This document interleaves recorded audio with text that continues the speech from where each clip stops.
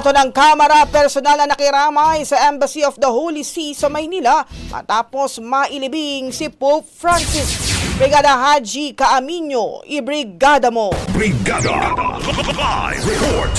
Muling pinagtibay ni House Speaker Martin Romualdez ang ugnayan ng Pilipinas at ng Vatican na pinatatag ng pananampalataya, malasakit at commitment sa paglilingkod. Personal na nagtungo sa Embassy of the Holy See sa Maynila si Romualdez upang magpaabot ng pakikiramay sa pagpanaw ni Pope Francis.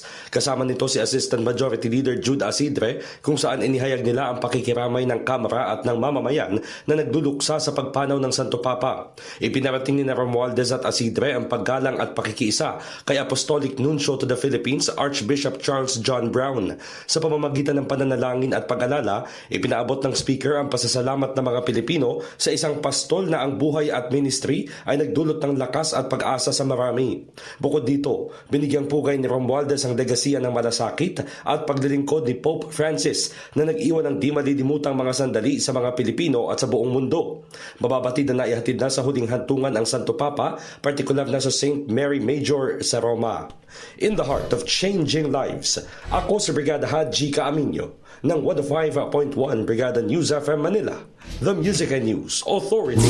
Ang bahaging ito ay hatid sa atin ng Power Cell Salabat, ginhawa ng bawat nangangarap.